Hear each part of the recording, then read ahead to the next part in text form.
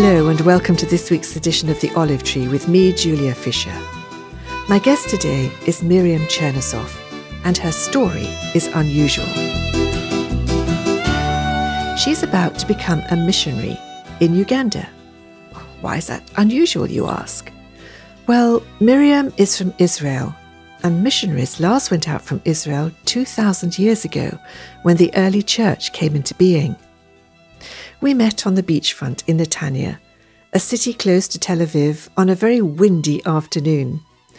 After coming to live in Israel from the Ukraine when she was just 6 years old, Miriam has been through school, the army and university, where she qualified as a kindergarten teacher. I started by asking her to describe when and how she came to realize she wanted to be involved in mission. First, I finished my BA in education. I finished in 2014, and and I work in my local community as a kindergarten teacher, but also it's my profession. So the last 5 years, I was working with children.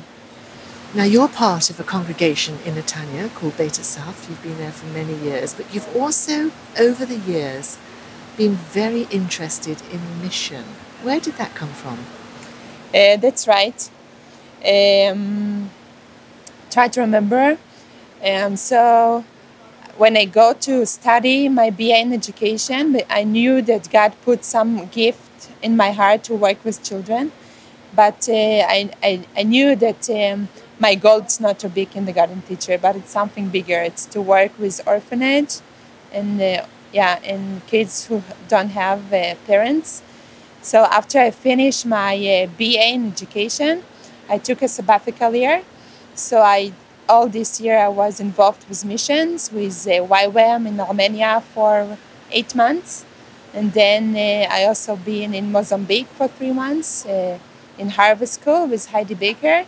And in that year I really get the heart for mission. You're about to go out to Uganda, so tell me where did it start? So I was in Uganda first time in 2010 with Lech Lecha group. What is Lech Lecha? Lech Lecha, it's a discipleship school in Israel. So I did it after I finished my army. It's a 3-month course, and they also have outreach opportunities.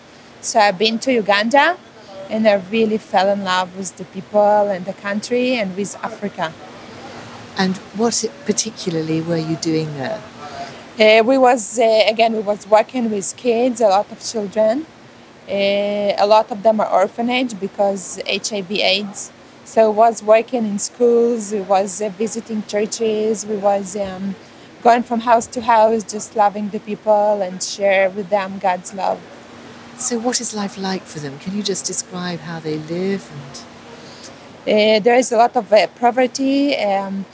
A lot of the houses, they made out of mud. So when the season of rain's coming, the house is washed away, the mud is washed away, and then they need to rebuild the house. And also the kids, most of the kids, they're eating once a day before they go to bed. So they're going to school on empty stomachs. And also there is no running water, no electricity. And so the kids, they are going to school, and then after the school, they are going to the fields to work, because most of the people, they are farmers. They work in the whole day on empty stomachs. And then when they coming home, it's already dark, so they don't have light. So they can't study and they can't do the homework. And it's really a hard situation for them. What difference are you hoping to make? Because you're about to go out and live there full time. Yeah, so I will be part of a local NGO called Bird. It's established in 2008 by a local community, and they try to fight against poverty.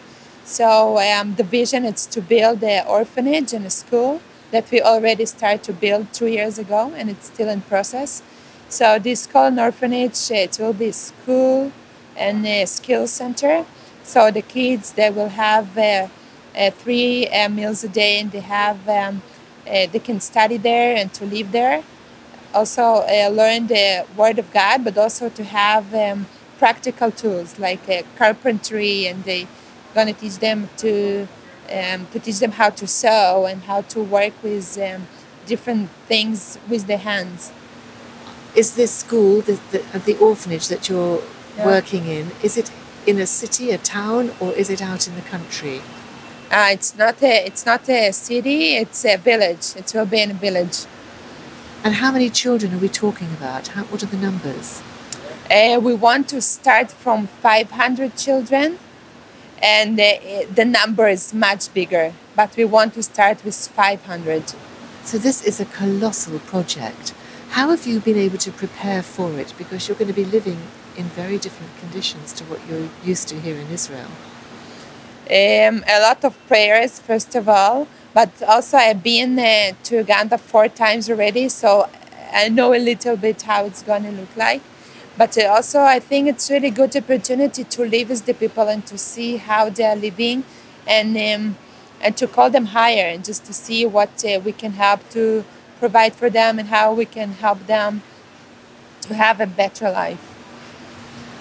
So these children are very young at the moment. What is their future looking like? Without the school, they just working in the fields, and they don't have other skills. Most of the girls they became teens mothers, so they staying at home, just taking care of the children, and it's how the numbers of orphanages grows, because or when little kids have more little kids, it became really big. Getting back to your story, Miriam, and how you have prepared for this, have you had to learn language at all? What language do you speak out there? It's a Luma Saba tribe, and they have 7 million people on Mountain Elgon, half of them in Uganda and half of them in Kenya. And the name of the tribe, it's Luma Saba tribe, and the name of the language is Lugisu. So I know to say hello, how are you, God love you, that it sounds like Mlembe, Makoa, Gasira, Wele Akuga Nanabi. Sounds like you're well on the way. Now, what has it meant for the congregation that you're a part of here in Netanya to send you out? Because it's very unusual for Israel to send out missionaries. I think you must be one of the first. I know that the Israel community of believers, it's pretty young, but I think that we, as a second or third generation in Israel, but also in faith, so we have deep enough roots to send people out and not just to receive. So I think it's something new that God is doing in the young people, also from my congregation, and I'm really grateful that I have such a support for mission from my community. So in just a few days' time, a couple of weeks' time, you'll be on the plane and off there. How do you feel about that? Really exciting. Yeah, I'm going to Russia first to have a frontier mission school with YWAM, just to gain some more tools and do research about Uganda and also about the Luma Saba tribe, just to get to know them better before I'm moving there. So I think it's something really important and good to do the preparation.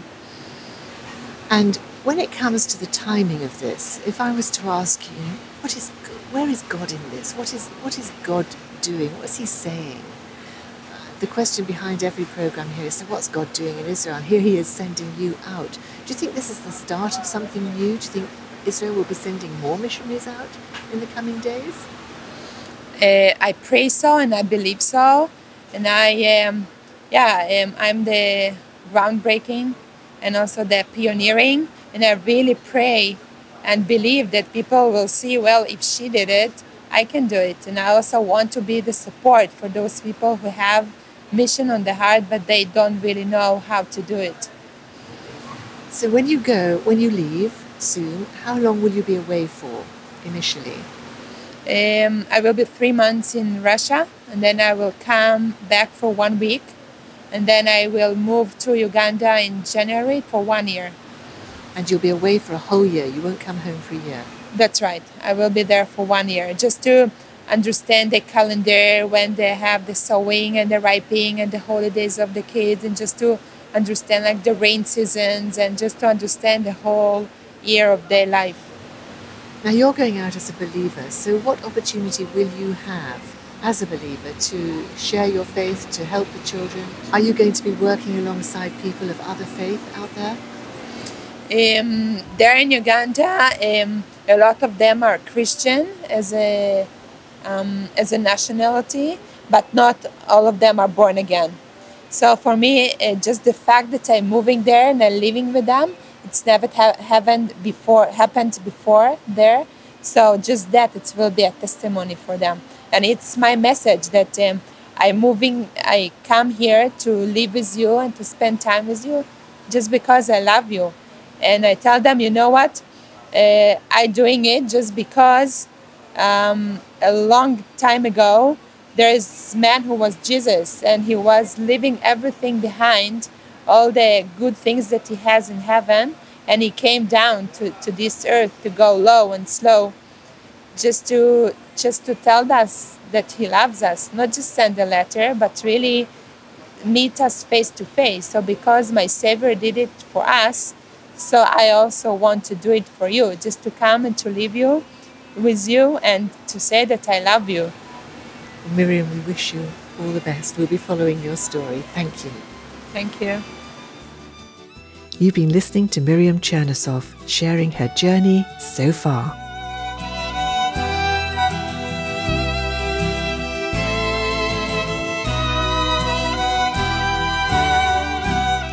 The Olive Tree Reconciliation Fund is a Christian charity based in the UK that supports the needs of both Jewish believers and Arab or Palestinian Christians living in Israel and the wider Middle East. If you'd like to know more about our work through our bi-monthly newsletter, including news about our upcoming tours, please either visit our website www.olivetreefund.org or write to me, Julia Fisher, OTRF, PO Box 402, Billingshurst, RH14 4BQ in the UK. Meanwhile, join me at the same time next week for another story from the Olive Tree. Until then, goodbye.